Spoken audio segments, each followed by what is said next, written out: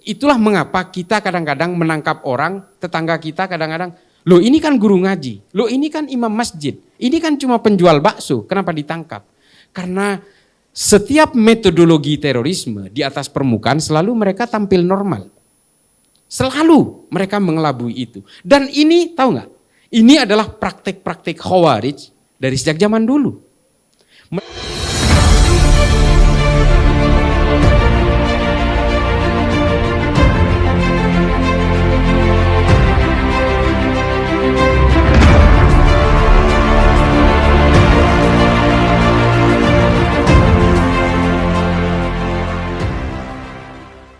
Assalamualaikum warahmatullahi wabarakatuh. Kembali berjumpa dengan saya di channel Hamsa Gantarang. Sahabat dan sebangsa dan setanah air di mana saja Anda berada, kita akan menyimak pemaparan salah seorang intelektual, salah seorang pemerhati gerakan terorisme yang memiliki sudut pandang yang begitu luas, bagaimana asal mula gerakan terorisme dan apa yang menjadi motif daripada gerakan terorisme dan apa yang melatar belakangi munculnya gerakan-gerakan terorisme. Kita akan menyimak bagaimana pandangan beliau tentang terorisme yang mana kita tahu hari ini menjadi isu seksi dalam kehidupan di hampir semua negara termasuk di Indonesia, yang salah satunya melahirkan Densus 88 yang memang dipersiapkan untuk melakukan pencegahan terhadap gerakan terorisme. Kita akan coba menyimak pandangannya. Nanti saya ceritakan. Saya sudah berkeliling, saya sudah ke Afrika kurang lebih 3 kali, saya sudah ke beberapa negara di Timur Tengah, ke negara-negara di Asia Selatan, di Asia Tengah, ke Filipina, dan juga ke beberapa negara di Amerika Selatan. Dan saya kebetulan belajar di Amerika dan tinggal di Amerika kurang lebih 6 tahun. Saya tahu semua bagaimana gestur-gestur cara beragama orang-orang yang mengaku beragama. Saya tahu gestur-gestur orang yang mengatakan sebagai orang sekuler, orang liberal dan sebagainya.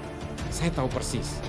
Dan negara manapun di dunia tidak punya undang-undang anti teror yang seperti kita punya. Namanya Undang-Undang Nomor 5 Tahun 2018. Dulu undang-undang teror kita itu adalah Undang-Undang Nomor 15 Tahun 2003. Orang melakukan tindakan teror baru bisa ditangkap. Orang meledakkan bom baru setelah korbannya bergelimpangan bisa ditangkap. Undang-Undang Nomor 5 Tahun 2018 di bawah pemerintahan Pak Jokowi ini, orang-orang yang baru berkeinginan untuk melakukan aksi teror sudah bisa ditangkap tanpa harus melanggar prinsip-prinsip hak asasi manusia. Ini hebatnya. Makanya dalam TV One saya selalu bilang ini adalah magnum opus, ini masterpiece. Negara lain tidak punya itu. Ketika orang baru niatan, ngukur niatan orang ini nggak gampang, bos. Nggak gampang, tapi kita bisa menangkap. Apa yang dialami oleh Dr. Sunardi kemarin di Sukoharjo, saya nanti sedikit cerita soal ini. Saya betul-betul terlibat mulai dari eskalasi awal. Insya Allah sampai nanti akhir saya tahu persis soal eskalasinya. Nah, orang-orang yang dulu harus menunggu actus reus, tindakan untuk ditangkap, hari ini kita bisa menangkap orang karena mens reus, baru niatan-niatan. Mengapa negara-negara itu hingga hari ini termasuk India, Pakistan, Afghanistan, Somalia, Nigeria, Sudan, Republik Afrika Tengah, Suriah, Libya, dan semua negara-negara yang hari ini tidak bisa menyelesaikan konflik komunal horizontal maupun masih berhadapan dengan perang-perang simetris, itu hingga hari ini karena mereka tidak punya undang-undang seperti ini. Hanya Indonesia yang punya. Itulah mengapa kita kadang-kadang menangkap orang, tetangga kita kadang-kadang, loh ini kan guru ngaji, loh ini kan imam masjid, ini kan cuma penjual bakso, kenapa ditangkap? Karena setiap metodologi terorisme di atas permukaan selalu mereka tampil normal. Selalu mereka mengelabui itu. Dan ini tahu nggak? Ini adalah praktik-praktik khawarij dari sejak zaman dulu. Mereka berusaha menginfiltrasi terhadap setiap pemerintahan mulai di zaman Bani Umayyah, Bani Abbasiyah, Bani Umayyah di Eropa, Kesultanan Ottoman, semua diinfiltrasi oleh mereka dan mereka berpura-pura hidup normal Sehingga akhirnya ketika mereka berhasil menciptakan momentum revolusi, mereka akan melakukan itu. Kelompok-kelompok seperti inilah yang kemudian membuat sejarah Islam itu menjadi kelam. Kita tahu kan ketika Nabi Muhammad wafat, jenazahnya belum dimakamkan, Muhajirin dengan Ansor sudah pecah, Sa'ad bin Ubadah dengan Sayyidina Umar sudah mengangkat pedang, lalu setelah itu terjadi pembunuhan-pembunuhan terhadap Sayyidina Abu Bakar, peracunan-peracunan terhadap Sayyidina Abu Bakar berulang kali terjadi, Sayyidina Umar dibunuh. Taruhlah yang ngebunuh itu orang Majusi, tapi kan di belakangnya bukan orang Majusi, orang Islam di belakangnya. Pembunuhan Sa'ad bin Ubadah di Aleppo. Ketika dia sedang buang air kecil, dipanah dengan 2 anak panah di dahi dan di ulu hatinya. Mungkin kita nggak tahu karena kita malas baca kitab sejarah. Tarikh At-Tabari, Tarikhul Khulafa. Kita kan malas. Tapi saya insya Allah sudah baca itu. Silakan bantah saya. Nah, kejadian-kejadian seperti ini termasuk pembunuhan yang sangat brutal terhadap Sayyidina Utsman ibnu Affan. Pembunuhan yang brutal terhadap Sayyidina Ali. Pembunuhan yang brutal terhadap Sayyidina Husain dan peracunan terhadap Sayyidina Hasan. Dan pembunuhan antara bapak kepada anak, anak kepada bapak, ponaan terhadap paman, paman terhadap ponaan. Ini berulang-ulang kali terjadi karena apa? Karena politisasi agama. Perang sesama umat Islam, perang Jamal, perang Siffin, perang Hurrah, perang Zab. Ini semua terjadi karena politisasi agama. Inilah kemudian yang membuat sejarah-sejarah kita menjadi hancur lebur, menjadi getir, pahit dan sebagainya. Dan kita hari ini disibukkan oleh urusan politik daripada ilmu pengetahuan. Ini yang terjadi di antara kita. Nah, perang-perang cyber nanti, perang simetris seperti Rusia dan Ukraina, ini mungkin adalah aksi-aksi terakhir. Setelah itu nanti ada cyber terrorism. Misalnya, kita tinggal ngehack kereta api Indonesia misalnya. Tinggal dihack sistemnya, lalu dibentur-benturkan langsir kereta itu. Semua kereta di seluruh Indonesia akan berbenturan.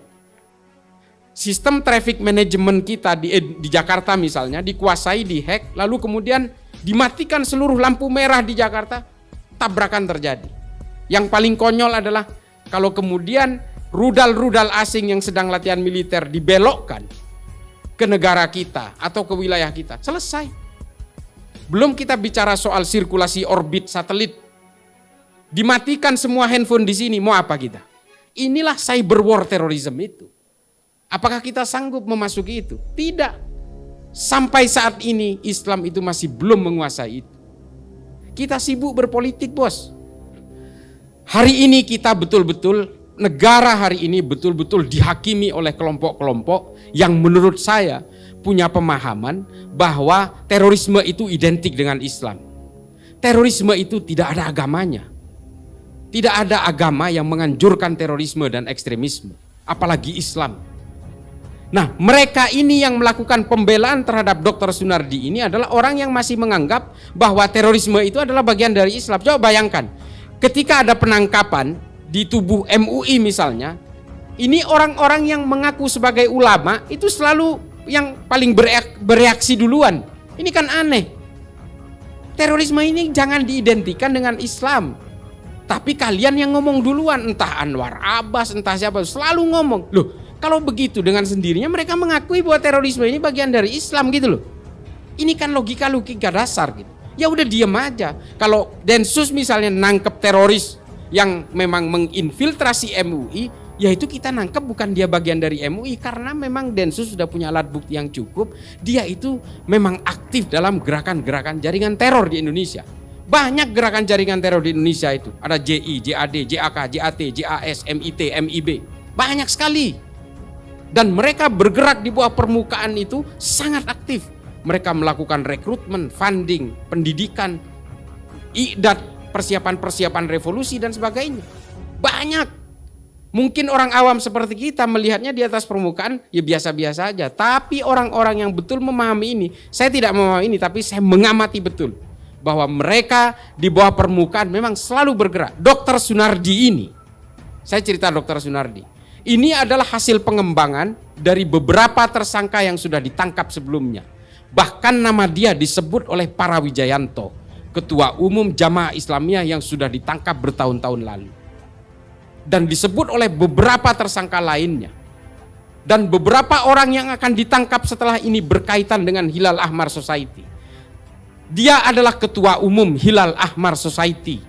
Tahu nggak Hilal Ahmar Society? Ini organisasi yang sudah dilarang oleh PBB, dilarang oleh Uni Eropa dan beberapa negara seperti Trinidad Tobago, negara-negara di Amerika Selatan. Ini semua terjadi. Dan semua udah dilarang. Mengapa baru ditangkap sekarang padahal keterlibatannya sejak tahun 2015? Kita harus mengumpulkan alat bukti yang cukup seperti yang saya bilang tadi. Undang-Undang nomor 5 tahun 2018 ini bukan pekerjaan mudah. Orang yang baru berniat tapi ditangkap. Buktinya dari mana? Itu yang harus kita collect, harus kita generate. Oleh karena itu, Densus setahu saya tidak pernah bisa kalah dalam pra-peradilan karena sebelum nangkap semua alat buktinya sudah cukup. Media menyebutnya terduga, padahal ini udah tersangka. Dan apa yang terjadi adalah ini, ada info yang harus saya berikan karena ini disiarkan. Ini karena serangannya terlalu banyak seolah-olah Dr. Sunardi ini lumpuh harus pakai tongkat, nggak mungkin dia melakukan perlawanan. Dia bisa berjalan. Tongkat itu adalah alat untuk menjaga keseimbangannya setelah dia kecelakaan, bukan lumpuh. Dia sudah tahu akan ditangkap, makanya dia selama berbulan-bulan setiap keluar dari rumahnya naik ambulan. Karena mereka tahu Densus tidak mungkin akan melakukan penangkapan di ambulan. Densus tidak mungkin melakukan penangkapan di rumahnya karena dia buka praktek dokter di rumahnya. Tidak mungkin melakukan penangkapan di depan para pasiennya. Tidak mungkin melakukan penangkapan di depan anak dan istrinya. Ini tabu. Dan tidak mungkin juga Densus melakukan penangkapan di pondok pesantren, tempat dia berasal kemarin itu, dari Ulul Albab. Dia kan dari pesantren nih. Kenapa nggak ditangkap di pesantren? Itu standar operational procedure yang dipunyai oleh Densus. Tidak boleh melakukan penangkapan di lembaga pendidikan, di dalam rumah ibadah, di dalam ambulan sebagai paramedik. Tidak boleh dilakukan itu. Dan di depan anak istri beserta kalau dia dokter di depan pasiennya. Ini adalah rambu-rambu yang tidak boleh dilanggar. Itulah mengapa Densus melakukan penangkapan, membuat obstacle di jalan. Ketika dia sedang mengendarai mobil non-ambulan. Ini yang harus diketahui, belum ada yang menyuarakan ini. Mengapa saya tahu? Karena saya juga ikut mengamati gerakan-gerakan mereka ini. Ini yang dilakukan. Dan ketika terjadi overmach, not to stand, situasi-situasi keterpaksaan, dia melakukan perlawanan, membahayakan masyarakat pengguna jalan lainnya, dia melakukan perlawanan kepada petugas, dia menabrak mobil petugas, dan dua orang petugas yang naik ke bak itu, dibawa sekencang-kencangnya oleh Sunardi, dia berjalan siksak supaya dua petugas ini terlempar dari mobilnya. Dan betul, dua korban itu sampai sekarang dirawat di rumah sakit. Dalam situasi itu, petugas yang ada di atas sudah menggedor-gedor kap mobil itu supaya berhenti dan dia mengatakan ini polisi, melakukan tembakan peringatan, dia tetap tidak mau berhenti. Sehingga kemudian terpaksa dilumpuhkan ke arah bawah, makanya yang terkena itu adalah pinggul dan tangannya. Kalau niatmu membunuh pada saat itu, jidatnya yang dihajar. Gampang sekali. Kalau dari belakang itu, kalau orang nyetir, yang nongol itu kepalanya. Tapi petugas masih berusaha untuk menembak tetap ke arah bawah. Tapi ajal berkata lain. Ini yang tidak diketahui oleh publik, lalu publik melakukan asumsi-asumsi seolah-olah ini memberangus umat Islam. Tidak ada hubungannya Islam dengan terorisme. Islam tidak pernah mengajarkan terorisme. Yang mengajarkan ini hanya kelompok Khawarij dengan segala kelicikannya. Ini saya sengaja, ini forum pertama yang saya buka soal ini. Kemarin saya di iNews, karena saya meyakini ini teman-teman Nahdliyin satu barisan sama saya, dan ini GMNU yang memang bertekad untuk bisa menguasai ranah-ranah digital, media sosial, ya silahkan ambil quote saya, siarkan. Ada ribuan teroris yang ditangkap oleh Densus, yang sampai hari ini masih hidup di penjara, dan setelah keluar dari penjara dibina, sehingga mereka insaf, mereka terderadikalisasi, mereka terintegrasi kembali kepada negara ini. Bahkan sebagian sudah di NU-kan, salah satunya Ustadz Sofyan Sauri. Besok ini hari Senin mereka akan hadir di pengajian Gus Baha, ini rutin. Densus melakukan itu. Dan saya salah satu yang dilibatkan untuk datang ke lapas-lapas, ke rutan-rutan di seluruh Indonesia untuk melakukan diskusi-diskusi ideologis. Saya dengan ke-NU-annya, mereka dengan kewahabiannya.